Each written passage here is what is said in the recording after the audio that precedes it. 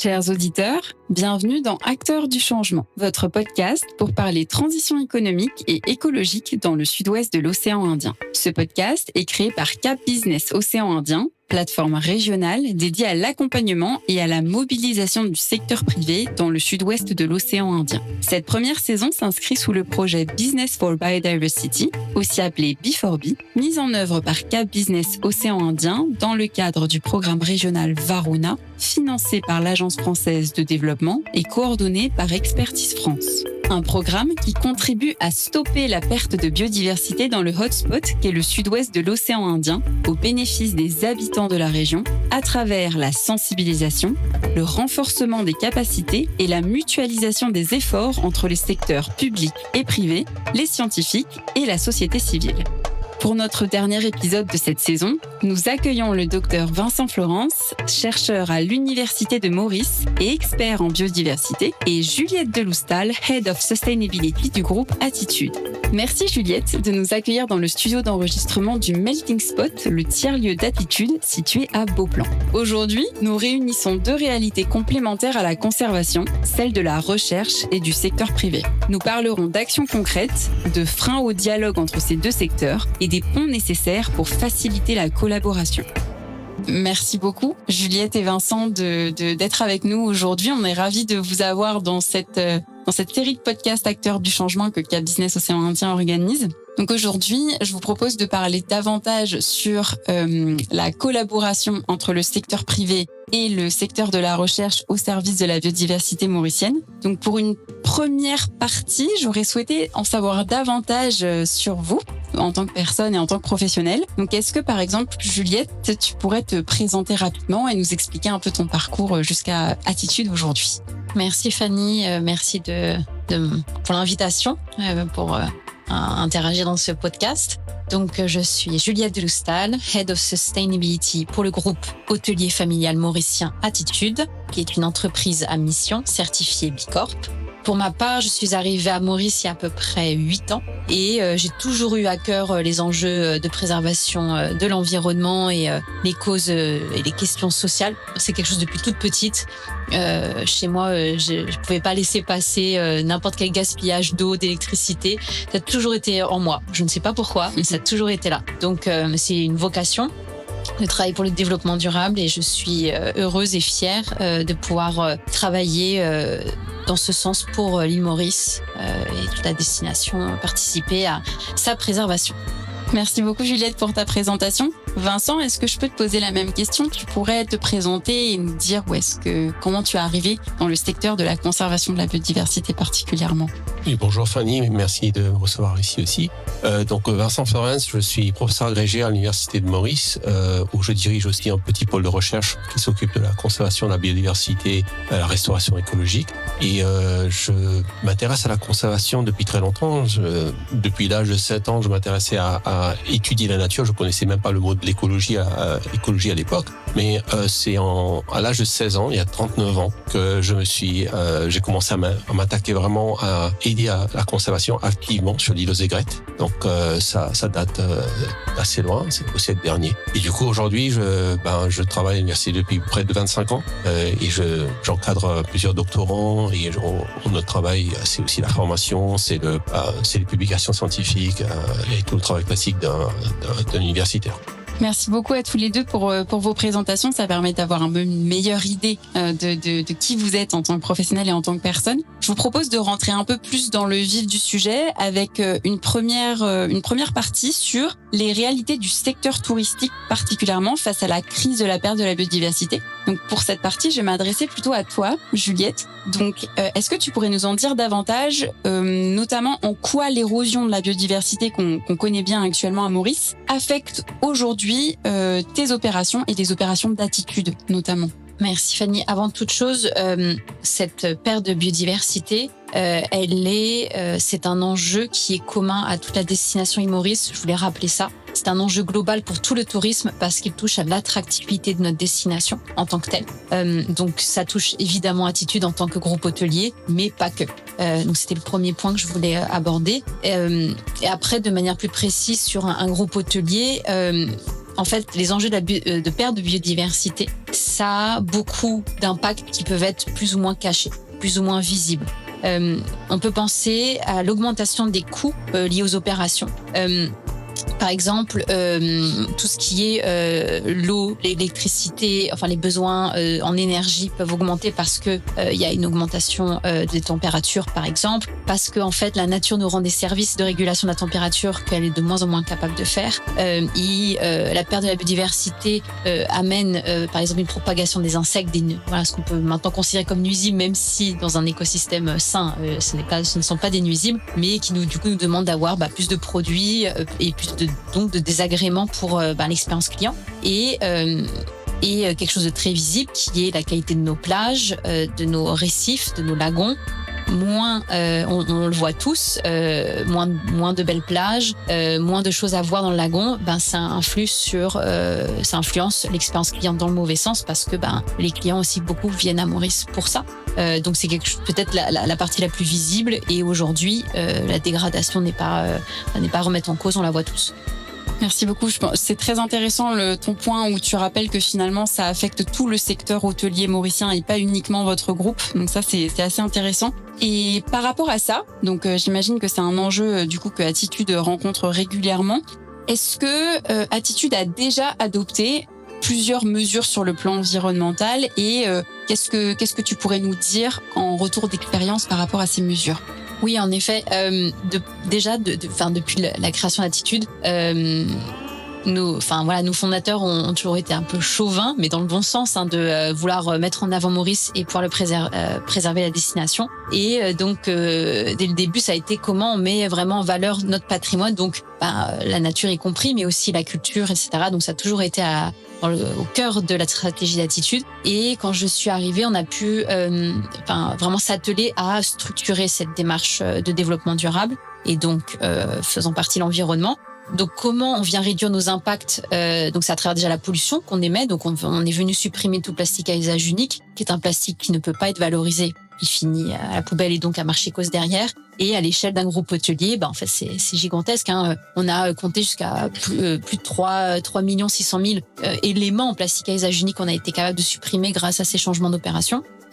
Aussi en termes de pollution, on peut penser à tout ce qui est produits chimiques. Donc tout touriste qui vient à Maurice, qui ne veut pas finir comme une écrevisse, a besoin de mettre de la crème solaire. Et la crème solaire a des composants, donc la crème solaire chimique a des composants qui est néfaste pour les écosystèmes donc dans nos lagons. Et donc on a fait la création avec un partenaire local d'une crème solaire minérale qu'on a mis à disposition gratuitement de nos clients pour ne pas avoir le frein justement de l'achat, etc. Et de se dire tous nos clients vont dans le lagon et donc allons leur offrir une alternative qui n'est pas nocive. Donc c'est une autre action, quelque chose peut-être qui est un peu différenciant. On a notre propre centre de recherche sur les écosystèmes marins qui s'appelle le Marine Discovery Center, qui est situé au lagon d'Attitude, qui est accessible pour tous. Il faut contacter le centre. Donc on a nos biologistes marins et donc les deux grandes missions sont la sensibilisation du public sur quoi faire quand on interagit avec le lagon. Donc voilà, et aussi expliquer ce que c'est un corail, ce qu'est un herbier et quoi faire pour le préserver, et de faire aussi la recherche scientifique sur principalement les tortues et les baleines qui sont très présents à Maurice et qu'on se doit de préserver. Et dernier point que je voulais aborder peut-être, justement c'est pour ça qu'on fait ce podcast aujourd'hui, c'est le programme Business for Biodiversity lancé par Cap Business et en fait ce programme-là est une initiative en tant que telle parce que Attitude, comme la plupart des compagnies, donc dépend directement de la nature. Donc dans la partie visible, on parlait des plages, des lagons, des écosystèmes qui sont attractifs pour la clientèle, mais aussi plein de services qui sont aujourd'hui gratuits que rend la nature. Donc ce qui n'est pas forcément le plus visible. Donc on parlait de régulation de la température, l'approvisionnement en eau douce, et on sait que tous ces services rendus par la nature aujourd'hui plus ou moins gratuitement est en train de se dégrader, et tout cela va avoir et a déjà un impact sur nos bilans comptables finalement. Et mais ce sont des notions qui sont mal connues. Donc ce programme-là permet de comprendre ça, et c'est passé d'une intuition on sait que ça va pas et que c'est en train de se dégrader. Donc passer de cette intuition à une compréhension claire, qu'il faut mieux mesurer nos impacts et surtout en fait nos dépendances pour pouvoir mieux piloter ces risques et en comprendre peut-être des fois même aussi des opportunités. parce qu'en fait, derrière tous les sujets de biodiversité, c'est la résilience de notre business et que quand les écosystèmes se dégradent, ce sont des activités économiques qui sont fragilisées. Donc, ce programme-là, je trouve, permet un shift de compréhension et de mindset. Et la nature n'est pas un sujet RSE, qu'on doit considérer juste pour le département développement durable ou d'une fondation, par exemple, mais c'est vraiment un actif clé qui a des impacts sur notre bilan comptable et qu'on doit se prendre et agir dessus pour limiter finalement à the end l'augmentation des coûts, etc. Ok, super intéressant. Et pour compléter ce que tu dis, pour donner un peu plus de contexte aussi aux auditeurs et auditrices, donc Attitude est une des entreprises bénéficiaires du programme de coaching Business for Biodiversity. Donc c'est à travers ce programme, comme tu le dis, que tu as pu réfléchir à toute cette histoire d'impact et dépendance et de résilience du business à travers les enjeux de biodiversité. Et j'aurais une dernière question pour toi, pour conclure cette première partie. Est-ce que tu pourrais nous parler des plus grands freins et des obstacles que tu rencontres, que du moins Attitude rencontre, à travers la mise en œuvre des actions que tu viens de nous présenter? Oui, bien sûr. Premier frein auquel je pense, c'est la complexité du sujet. La biodiversité, ce n'est pas un sujet qui peut être mis sous un seul KPI, un seul metric. C'est pas, par exemple, ce qui est plus connu quand on parle d'environnement et d'écologie, on parle du bilan carbone. Bon, à la fin, c'est un chiffre d'une émission carbone. La biodiversité, c'est un peu plus complexe que ça et c'est un sujet qui est compliqué. Et il y a le biais mental et je crois que Vincent pourra en parler mieux que moi à un moment donné, mais quand on ne connaît pas un sujet, on a l'impression de le connaître finalement. Et plus on le connaît, plus on se rend compte de sa complexité et plus on se rend compte qu'on n'en connaît presque rien. Et que en fait, les sujets de biodiversité, l'érosion de la plage, c'est facile de dire oui, mais bon, ça va, on voit que la plage elle est moins bien. Pas besoin d'en faire des études. On va remettre un petit peu de sable là. Et en fait, non, tout a une conséquence. Et ce sont des problématiques qui sont bien plus complexes que ça. Et donc, il y a des fois, un frein, c'est peut-être ce biais mental de se dire c'est pas un problème si grave que ça. Et la solution peut être simple à mettre en place, elle ne l'est pas. Et donc, dont le besoin de s'entourer aussi de scientifiques pour apporter la bonne réponse qui sera la plus durable aussi. Donc, l'autre frein, ça serait peut-être cette difficulté en tant qu'entreprise de savoir vers qui se tourner pour ces différentes problématiques. Quelle expertise, quelles compétences. Et aussi, ce sont des sujets qui souvent nous dépassent en tant que seule entreprise.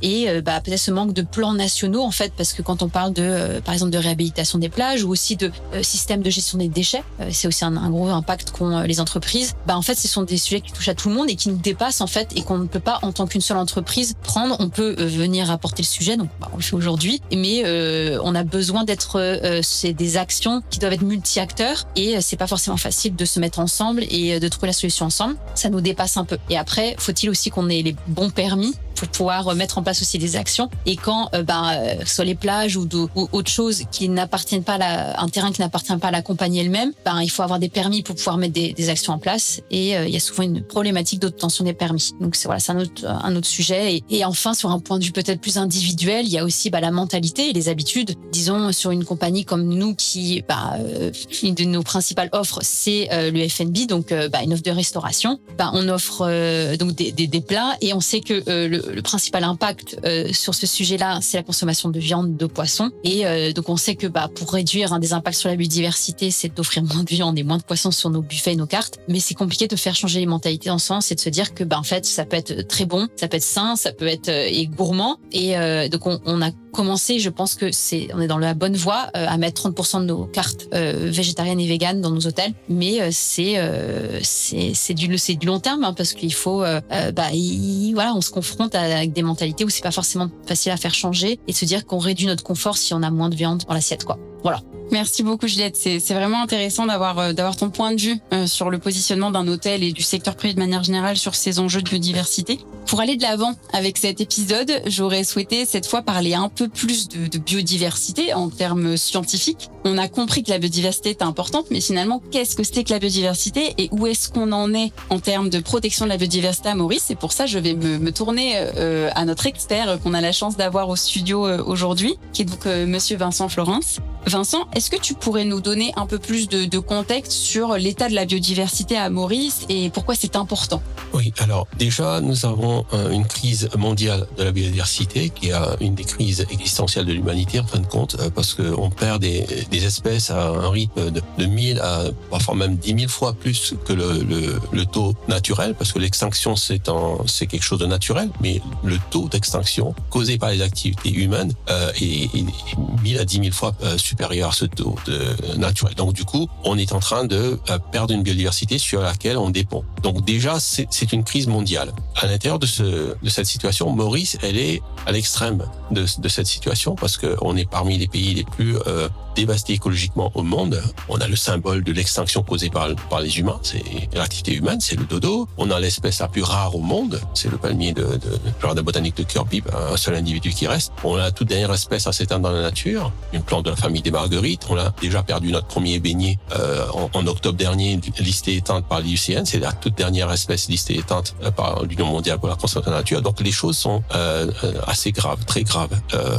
Donc déjà, à ce niveau-là, Maurice part de très loin. On a eu beaucoup de destruction très rapidement parce qu'on était quand même un des derniers pays à être colonisé par les humains et la destruction a été extrêmement rapide. Aujourd'hui, il nous reste quelques pourcents de forêt sur l'île, confettis éparpillés sur tout le territoire. Donc du coup, cette biodiversité, elle est très menacée. Toujours aujourd'hui, chose peu connue par la déforestation passée, elle est toujours menacée aujourd'hui. Par exemple, ces confettis dont je parlais tout à l'heure, ce sont des fragments qui contiennent de très petites populations de différentes espèces qui sont sous le seuil minimum de survie. Donc, ils sont programmés à continuer à diminuer. Les effectifs des populations vont continuer à diminuer. C'est ce qu'on appelle la dette d'extinction. C'est un processus qui prend des décennies, voire des siècles, à se rééquilibrer après une grosse destruction. Donc, du coup, on est toujours à perdre des espèces à Maurice suite à la déforestation passée. Et ça, c'est une chose que très peu de gens connaissent. Alors, la dette d'extinction, c'est quoi? En fait, c'est une perte de biodiversité causée par une perturbation antérieure. Pour l'île Maurice, c'est la déforestation qui a eu lieu au tout départ, au début de la colonisation humaine, continue aujourd'hui à avoir ses effets néfastes sur la biodiversité parce qu'on a beaucoup d'espèces longévives qui peuvent vivre des siècles. Donc, si il y a un arrêt de reproduction de ces espèces, un bois d'ébène, etc., aujourd'hui, le bois d'ébène sera toujours vivant. Mais s'il ne se reproduit pas, il est programmé pour disparaître. Donc, du coup, ça illustre bien la dette d'extinction. Donc, c'est une dette qui peut se payer en 5, 6, 7 siècles, dépendant justement de la longévité des espèces. Elle se paye plus rapidement chez les animaux, mais chez les plantes longévives, c'est long. Donc du coup, ceci dit, ça ajoute à cette menace. Donc bien sûr, les petites déforestations plus ponctuelles aujourd'hui, mais il n'y en a pas beaucoup parce qu'on n'a pas grand-chose à déforester. Mais c'est surtout les espèces envahissantes. Les espèces envahissantes, c'est quoi? C'est des espèces introduites par les humains, accidentellement ou volontairement. Accidentellement, par exemple, les rats. Personne n'a voulu apporter les rats ici. Ils sont venus par eux-mêmes sur les vaisseaux. Ou alors délibérément, comme les singes, les macaques à longue queue. Ce sont des espèces donc qui ont été introduites, qui n'ont pas leur place ici dans l'écosystème, et notre biodiversité n'est pas du tout adaptée à faire face à ces espèces, à la prédation par exemple par les rats, à la prédation par les macaques, parce que notre biodiversité n'est pas adaptée à cela.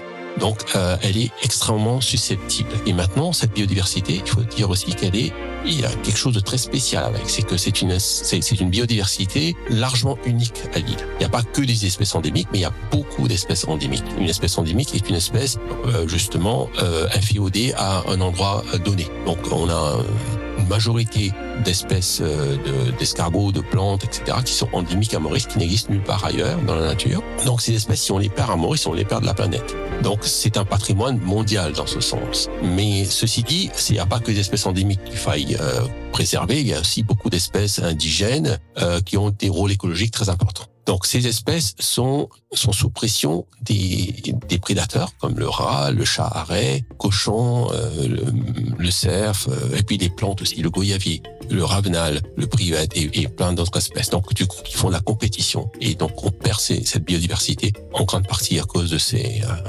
espèces envahissantes qui gagnent du terrain. Merci beaucoup Vincent, c'est assez terrifiant finalement de voir la situation de la biodiversité à Maurice, ça nous fait vraiment réagir et d'après ce qu'on a entendu, Juliette, le secteur privé est de plus en plus impliqué justement sur ces actions-là. Donc Vincent d'ailleurs, on l'a entendu, Juliette a présenté plusieurs actions que Attitude met en œuvre. Il faut savoir que plusieurs initiatives aujourd'hui sont menées par le secteur privé. Qu'est-ce que tu en penses en tant que scientifique de la mise en œuvre de ces actions par les entreprises ? Bon, alors déjà, je suis assez ancien pour savoir dans les années 80 qu'est-ce qu'on pensait de la biodiversité et aujourd'hui qu'est-ce qu'on pense. Il y a eu énormément de progrès. À l'époque, les gens me disaient c'est quoi la conversation ? Donc ils n'arrivaient même pas à prononcer le mot de conservation. Et puis ils disaient c'est pas un travail sérieux, donc des choses de ce genre. Donc aujourd'hui, ça a beaucoup changé. On a une évolution positive énorme sur quelques décennies. Aujourd'hui, il y a presque un engouement pour préserver la biodiversité. Bien sûr, c'est pas encore suffisant parce que aujourd'hui, c'est un fait que pratiquement toutes les espèces indigènes de Maurice sont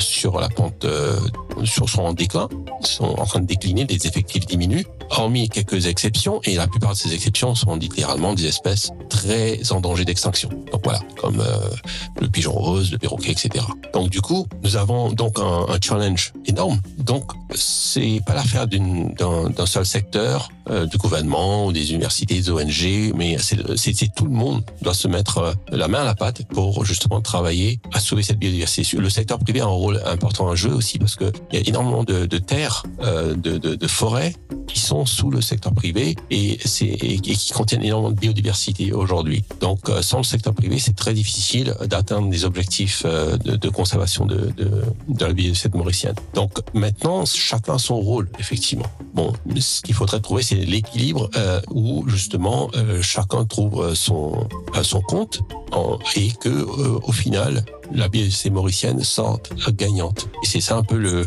besoin donc de travailler ensemble, il ressort de plus en plus parce que c'est un peu un souci nous avons eu, c'est souvent le travail en silo et donc de ne pas donc se parler suffisamment. Mais donc ça se fait beaucoup plus aujourd'hui selon mes observations. Je vois ça arriver beaucoup plus souvent.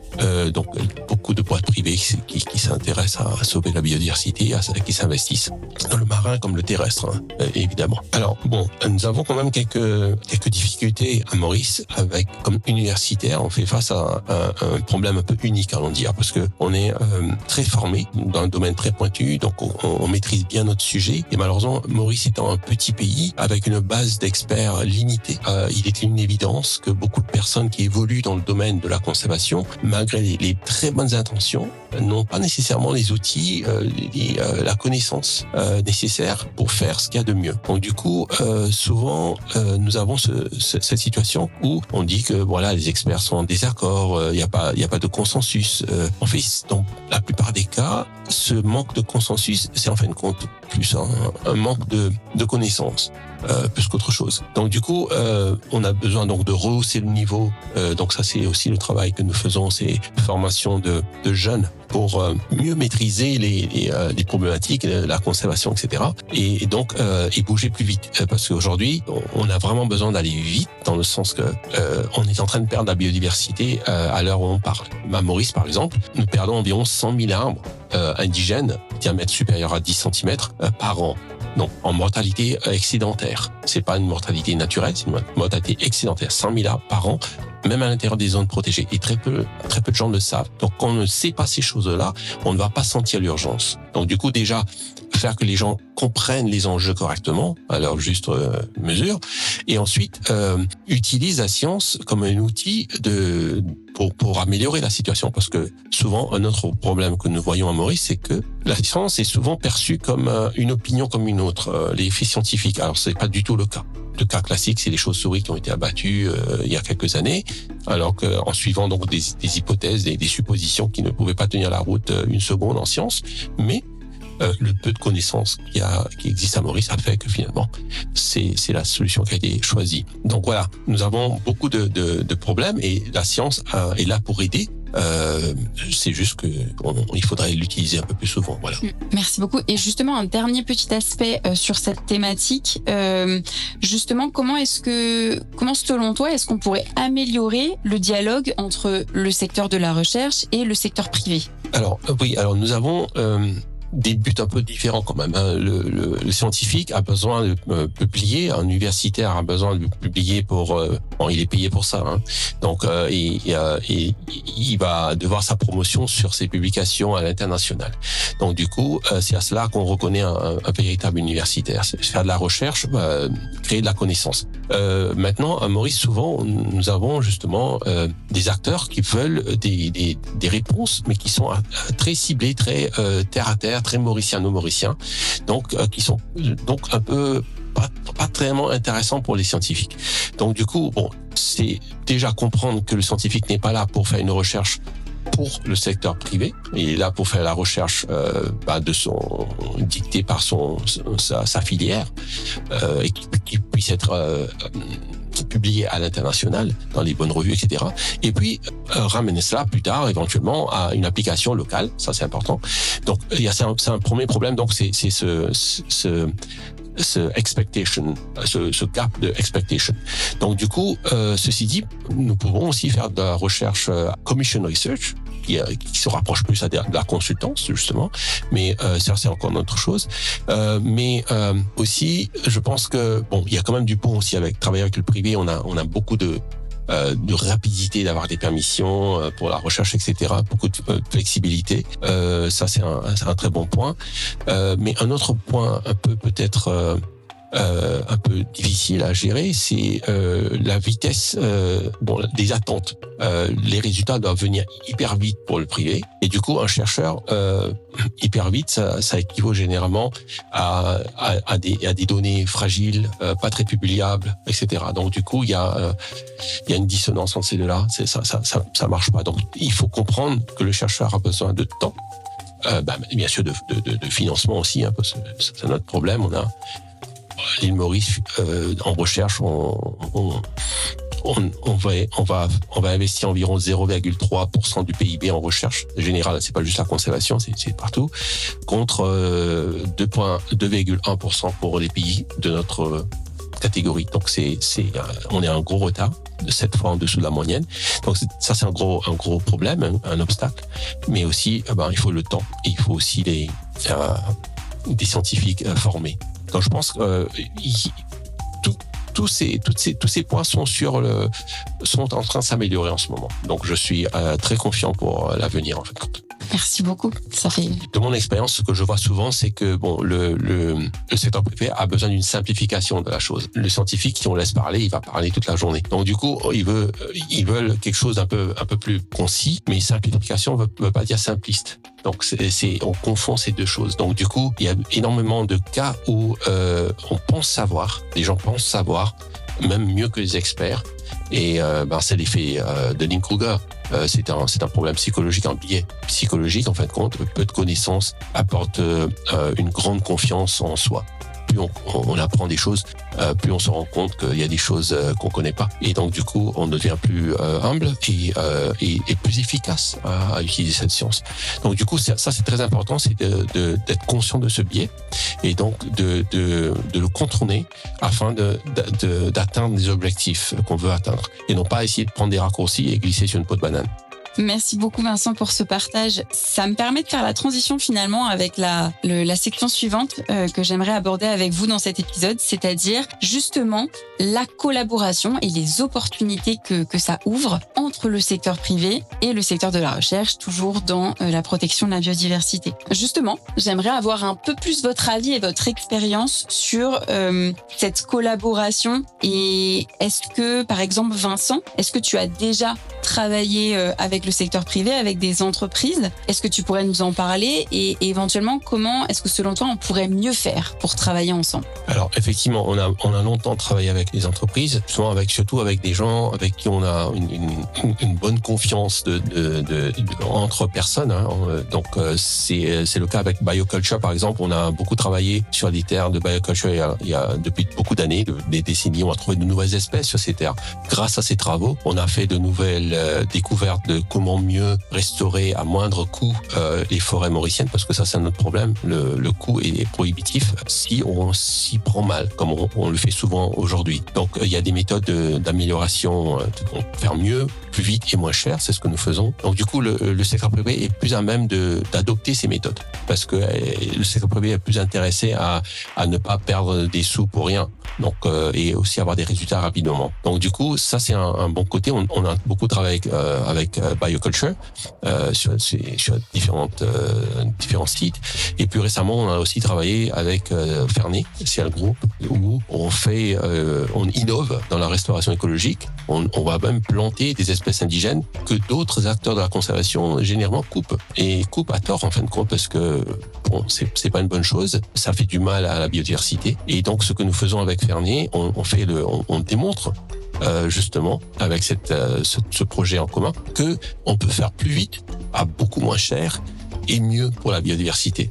Donc c'est ça qui nous permet, si on voulait faire ça avec d'autres acteurs, ça aurait été très très difficile. D'ailleurs, ça fait 20 ans qu'on essaie de dire la même chose, le même message au parc national. Ils se sont améliorés au fil du temps, mais c'est très difficile, ça reste très difficile à travailler avec pour les questions de permission. C'est pas le parc national lui-même qui a un problème, mais c'est la structure de permission gouvernementale. Donc du coup, je pense que on a eu beaucoup de retombées positives avec le secteur privé.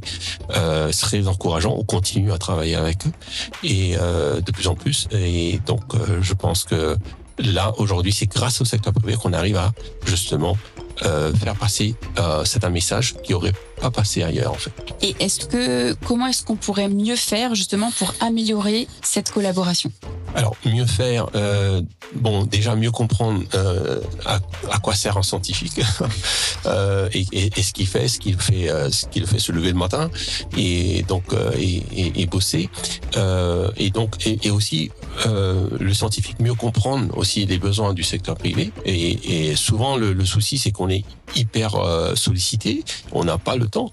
Donc ce qu'il faut généralement, c'est le projet Varuna, le programme Varuna le démontre bien, c'est grâce au fait qu'on a financé 4 doctorants qu'on arrive à faire des choses qu'on pouvait pas faire, qu'on voulait faire depuis des lustres, mais qu'on pouvait pas faire parce que on n'a que 24 heures dans nos journées aussi.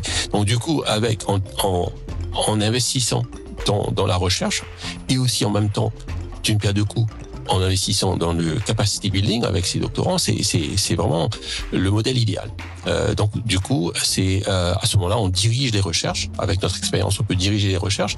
Mais le gros du travail se fait par les jeunes, par les nouveaux, et aussi on augmente le nombre de scientifiques qui pourront plus tard aider justement le secteur privé, le gouvernement, la biodiversité de Maurice. Donc on a vraiment grand besoin parce que justement, comme je disais tout à l'heure, la formation dans ce domaine est très très faible en fin de compte. Merci beaucoup Vincent. Et alors maintenant Juliette, est-ce que par hasard tu pourrais nous dire un peu plus ton expérience? Est-ce que tu as déjà travaillé avec le secteur de la recherche? Est-ce que ça a fonctionné? Et qu'est-ce que selon toi on pourrait faire pour améliorer justement cette collaboration? De notre côté, alors chez nous on a certains scientifiques en interne avec nos biologistes marins du centre. Et en fait, même quand c'est en interne, je me suis rendu compte de ça finalement, que il peut même en interne y avoir des manques de synergie parce que justement les intérêts de la recherche scientifique sont pas forcément alignés avec les intérêts du business en fait et que même encore chez nous finalement, même si on trouve de plus en plus de ponts et que c'est vers là où il faut aller, mais que en fait une recherche pure sur la baleine, la tortue, c'est pas tout de suite qu'il y aura des impacts sur ton business à côté, et qu'il faut comprendre que certaines choses prennent du temps et sont sur du long terme. Mais quand même essayer de valoriser au maximum le travail des scientifiques et de les incorporer dans la stratégie de l'entreprise pour être sûr que les ponts soient créés et être sûr que leurs travaux et que leurs efforts et leur présence soient la plus valorisée possible. Et en ça, je crois que c'est le rôle des sustainability persons dans les compagnies de créer ce rôle de médiateur entre les scientifiques et donc les business, parce que on a d'un côté des personnes qui sont des spécialistes des opérations, qui sont des spécialistes financiers, marketing, etc. Et le monde de la recherche. Enfin, c'est deux mondes qui ne se parlent pas très bien. Et je pense que on peut nous être ce médiateur-là. Mais pour ça, il faut qu'on soit un minimum aussi formé sur ces sujets-là. Donc, on est des généralistes du développement durable parce qu'on est censé pouvoir parler de santé sécurité des employés. On est censé être capable de pouvoir parler par même du gender et de tout ce qui est stratégie diversity, equity, inclusion. Enfin voilà, ce côté un peu plus social.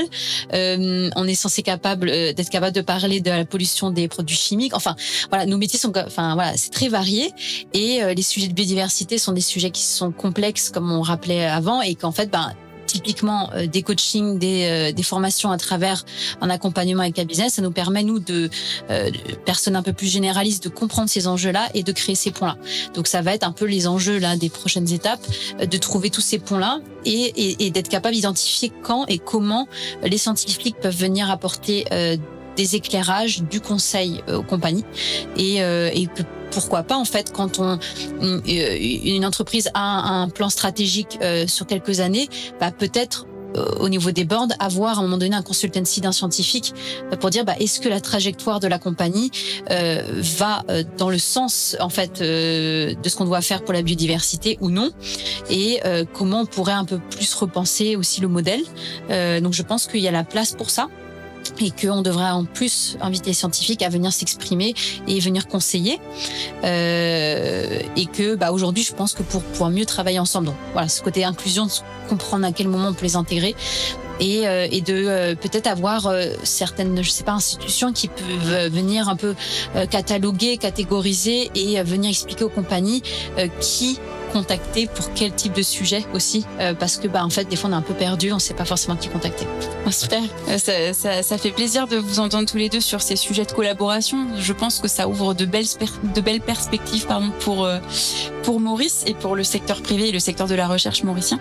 Alors pour terminer et clôturer cet épisode, je vous propose de faire quelque chose qu'on propose à l'ensemble des interviews qu'on a menées jusqu'ici. C'est vous proposer un petit mot de la fin. Donc quelque chose quelle est la phrase que vous souhaiteriez que les auditeurs et les auditrices entendent et retiennent finalement le mieux de cet épisode. Juliette, je te laisse commencer. Ne rien faire, c'est déjà faire un choix et souvent le plus coûteux. Chaque année sans action amplifie les risques, les pertes et les coûts futurs. Intégrer et préserver la biodiversité, ce n'est pas un sujet à part, c'est une condition clé de résilience à long terme. Génial, j'aime beaucoup. À toi, Vincent, quel serait ton mot de la fin? Du coup, moi, je pense que il y a un besoin aussi de voir la biodiversité pas comme un luxe externe, des jolies petites fleurs ici et là, mais c'est quelque chose de vraiment important sur lequel nos sociétés se reposent en fin de compte et le futur de nos économies, de notre santé, etc. en dépend en fin de compte. Donc, il faut que les gens en prennent conscience et je sens que ça vient, mais justement de se considérer pas comme un passager passif, mais comme un acteur de cette conservation de la biodiversité dans l'action de tous les jours. Tout le monde peut être un biologiste, quelqu'un qui s'occupe de la conservation, si par exemple on s'instruit plus sur ce qu'on mange, par exemple, déjà, sur les petites actions de tous les jours. Pas besoin d'avoir un degré pour ça, mais être conscient, d'une part. Ça c'est très général. Donc on peut être acteur de cette conservation, mais en même temps, comme scientifique, moi je vois que Maurice est un endroit privilégié. On a vraiment eu malheureusement beaucoup de dégâts à la biodiversité, mais c'est aussi un laboratoire pour le monde parce qu'on a énormément de menaces ici à Maurice qui sont exacerbées, mais qui sont aussi les mêmes menaces ailleurs. Donc du coup, c'est un laboratoire où on peut expérimenter les solutions. Donc on a ce rôle clé à jouer pour bien au-delà des frontières de Maurice en fait compte. Merci beaucoup Juliette et Vincent d'avoir partagé vos perspectives qui permettent de mieux comprendre vos réalités respectives et les ponts qu'il faut pour une meilleure collaboration.